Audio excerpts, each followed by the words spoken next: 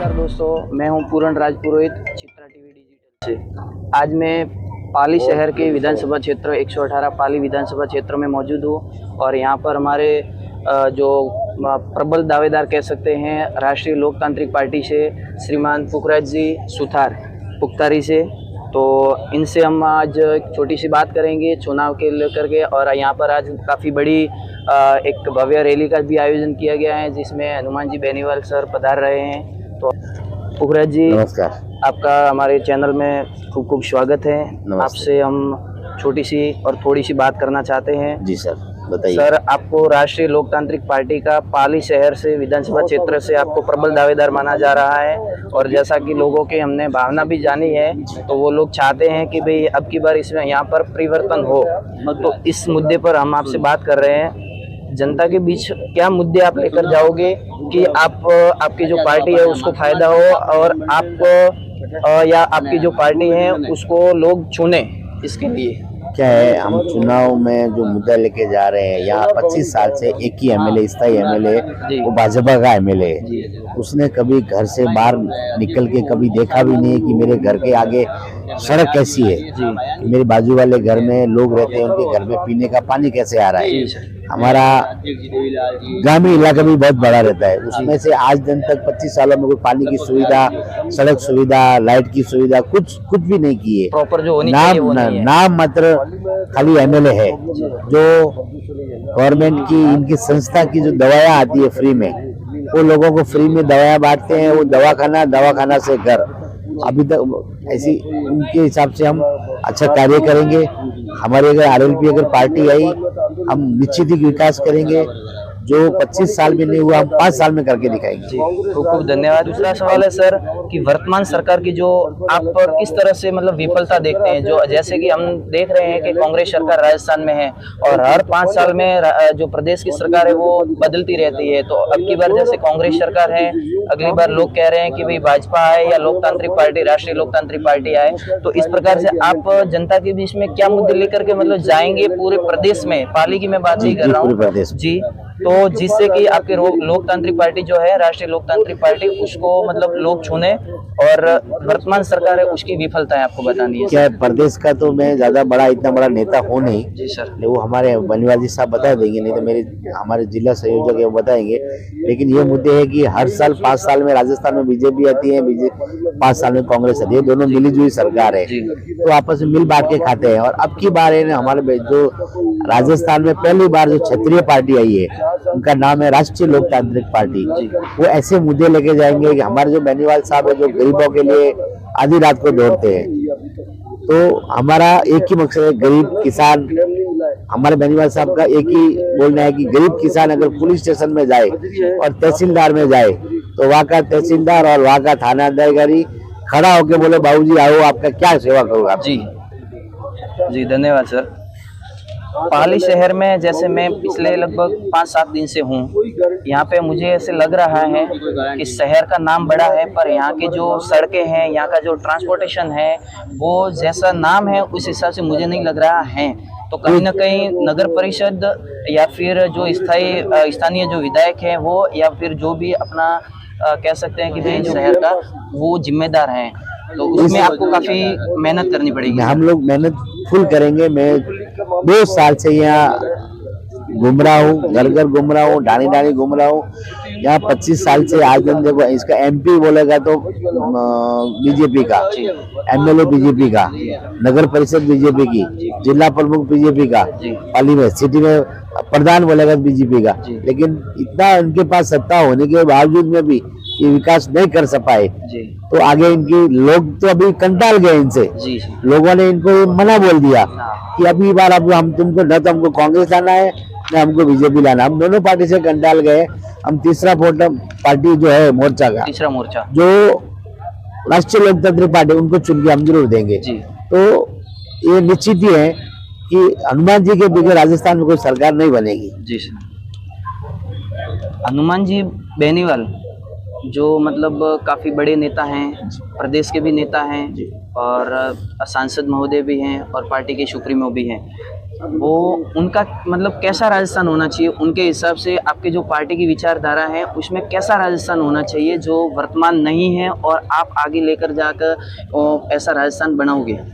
हमने अभी अभी आपको एक मिनट पहले आपको बताया कि हमारा नेताजी का एक ही कहना है कि गरीब से गरीब आदमी जी आराम से खाना खा सके, आराम से सो सके, 24 घंटा उसको लाइट मिल सके, 24 घंटा पानी मिल सके, और गरीब का किसान का कुछ काम है वो तहसीलदार में जाए जी या वो पुलिस स्टेशन जाए, उनका सामने खड़े होके तहसीलदार और थाना अधिकारी बोलना चाहिए बाबूजी आओ बैठिए, क्या पिलाऊं, चाय पिलाऊं या ठंडा पिलाऊं। जी, आपके कहने का मतलब है बिल्कुल जो शासन व्यवस्था है उसमें पारदर्शिता रहेगी, जनता और नेता के बीच में कोई मतलब अभी जैसे लग रहा है कि भाई हम इनसे बात करें या ना करें, जो घबराहट या जो भी प्रशासन है उसके साथ में एकदम उनका समन्वय बैठेगा। बहुत बहुत धन्यवाद पुखराज जी। हमारे साथ में बाबूलाल जी हैं, हमारे बड़े भाई साहब हमारे साथ में बाबूलाल जी चारण, पाली संभाग के सह प्रभारी राष्ट्रीय लोकतांत्रिक पार्टी के हैं। इनसे हम एक सवाल करेंगे क्योंकि यहाँ पे अभी राष्ट्रीय प्रमुख श्री हनुमान जी बेनीवाल सर पधार रहे हैं यहाँ पे, तो थोड़े समय की भी मतलब मर्यादा है, तो उसको ध्यान में रखते हुए हम लोग आगे बढ़ रहे हैं। सर बाबूलाल जी, अभी जो वर्तमान सरकार राजस्थान में कांग्रेस सरकार है वो अभी फिलहाल अपने मतलब गत दिनों में देख रहे हैं कि फ्री में मोबाइल बांट रही है, फ्री में जो राशन वगैरह जो मतलब फ्री की कह सकते हैं कि भी आजकल की भाषा में रेवड़ियाँ बांट रहे हैं, तो उसके बारे में आप क्या कहते हैं? क्योंकि वो रेवड़ियाँ बांट करके जो गरीब है, जो मतलब ना समझ है, उन लोगों को पता है कि भाई ये किस तरह से इनको मतलब कवर करना है। और सबसे पहले तो आपके दर्शकों को नमस्कार करता हूँ मैं जी, धन्यवाद, और शुभकामनाएं देता हूँ कि आप पश्चिमी राजस्थान की आवाज बन करके उभर रहे हो जी। अब आपने प्रश्न किया कि सरकार रेवड़ियां बांट रही है। जी सर। तो ये अशोक गहलोत जी 5 साल तो अपनी सत्ता बचाने के लिए लगे हुए थे। जी सर। कि एक दूसरे की टांग खिंचाई में, और आधे से ज्यादा समय तो इनका होटलों के अंदर सत्ता बचाने के अंदर लग गया। जी। सचिन जी गिराने को दौड़ रहे थे और अशोक जी बचाने को दौड़ रहे थे, इसमें समय निकल गया। और पहले भी हमारे पार्टी के सुप्रीमो हनुमान जी बेनीवाल आरोप लगाते थे कि कांग्रेस बीजेपी का ये मिले जुले का खेल राजस्थान में पिछले काफी वर्षों से चल रहा है जी। तो लोगों को पहले तो ये भरोसा नहीं था, पर अब तो अशोक गहलोत जी खुद ने कह दिया कि मेरी सरकार को मतलब जो वसुंधरा राजे सिंधिया ने ही बचाया है जी। ये तो खुला मंच पे कहा था, सबने सुना है। जी सर। तो क्या अशोक जी ने 5 साल तक बजरी माफिया, भू माफिया और जाने नाना प्रकार के जो माफिया राजस्थान के अंदर खड़े कर दिए और उन्होंने राजस्थान की जनता को लूटा। और अशोक गहलोत ने भी डीजल के नाम पे, आज देखो गुजरात और हरियाणा हमारे दोनों पड़ोसी राज्य है, उनके अंदर 4-4, 5-5 रुपए लीटर डीजल सस्ता है। तो हमारे राजस्थान के किसान और किसान की आम जनता भुगत रही थी। तो पहले तो किसानों से 6 रुपए 7 रुपए के हिसाब से लिया, हमेशा लूटा। तो हमारे से लाखों रुपए लेकर के कुछ सैकड़ों या हजारों लोगों को ये छोटे छोटे मोबाइल दे करके ये रेवड़ियां बांटने का काम कर रहे हैं। और जो पीछे जो इन्होंने जो भी राजस्थान के अंदर जो कानून व्यवस्था के अंदर ये बिल्कुल फैल गई है।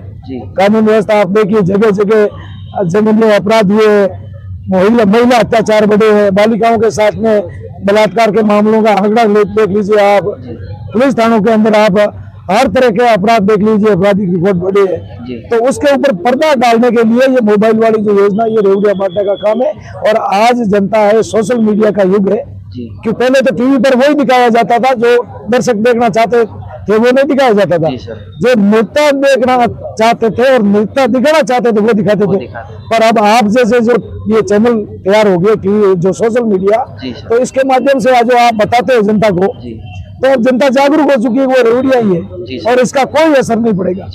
और हाँ, धन्यवाद सर। एक लास्ट क्वेश्चन है आपसे कि जैसे कि हम कांग्रेस की बात कर रहे हैं, प्रदेश सरकार की तो बात कर रहे थे, अब हम भाजपा का भी मतलब एक जो प्रश्न है वो करते हैं कि अब खुद कहते हैं कि देश के प्रधानमंत्री श्री नरेंद्र भाई मोदी जी मैदान में कूद पड़े। कल परसों ही यहाँ पे जोधपुर में आए थे और जो भी अपनी बात थी और जो भी उनका चुनावी एजेंडा था, जो भी मतलब प्रजा को किस तरह से भाजपा सरकार को मतलब वापस रिटर्न लाए, जयपुर में स्थित करे, तो इसलिए वो खुद मैदान में कूद पड़े। तो इसके बारे में आप क्या कहेंगे सर?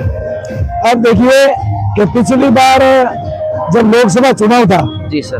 तो लोकसभा चुनाव था तो हनुमान जी बेनीवाल ने उससे 6 महीना पहले विधानसभा चुनाव के अंदर राजस्थान की जनता को एक ऐसा मैसेज दिया तीसरी पार्टी बना करके, और तीसरी पार्टी के तौर पर विधानसभा हमने चुनाव में जो वोट लिए, तो वो वोटों की जो देखी और लोगों की तीसरी पार्टी की ताकत देख करके बीजेपी ने, नरेंद्र जी मोदी ने ये सोचा, नरेंद्र मोदी ने, कि राजस्थान के अंदर अगर हमें सत्ता में आना है तो हनुमान बेनीवाल से हाथ मिलाना होगा। जी सर। तो फिर लोकसभा चुनाव के अंदर उन्होंने बेनीवाल जी से हाथ मिला लिया, तो बेनीवाल जी ने फिर उनके 25 के 25 सांसद जीता करके भेज दिए पिछली बार तो।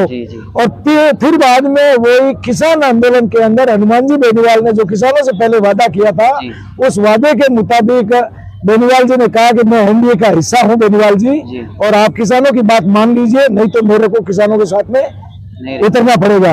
तो उन्होंने बेनीवाल जी को लालच दिया कि आप जाओ मत, आपको कैबिनेट के अंदर ले लेंगे। बेनीवाल जी ने कहा किसानों के लिए मैं कैबिनेट का या कोई सौदा करने के लिए नहीं आया हूँ, और हनुमान जी बेनीवाल ने किसान आंदोलन के लिए एनडीए से नाता तोड़ दिया, फिर वापस अलग हो गए, उसके बाद में इनसे जुड़ाव नहीं हुआ। उसके बाद में बहुत सारे मुद्दे हुए, ठीक है ना, जो सेना के अंदर टीओडी लाए थे, उसका भी हमारे नेताजी ने खूब विरोध किया।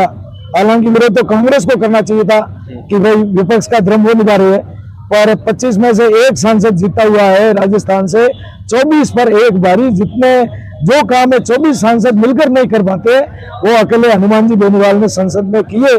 तो अब नरेंद्र जी मोदी को यही डर है कि अब रालोपा से गठबंधन टूट गया, कांग्रेस तो इसके विपक्ष है ही, तो अब राजस्थान के अंदर जैसे तैसे करके अपनी लाज बचाने की कोशिश कर रहे हैं, पर अब इनके हाथ में आना कुछ नहीं है। और कांग्रेस और बीजेपी दोनों को जनता इस बार घर बैठाएगी। और तीसरा विकल्प, तीसरी सारी ताकतें, छोटे दल जैसे बीटीपी है, बसपा है, इसके अलावा जो भी छोटे क्षेत्रीय दल है, वो सारे दल मिलकर के इस बार राजस्थान की जनता को एक नई दिशा और नई दिशा देंगे।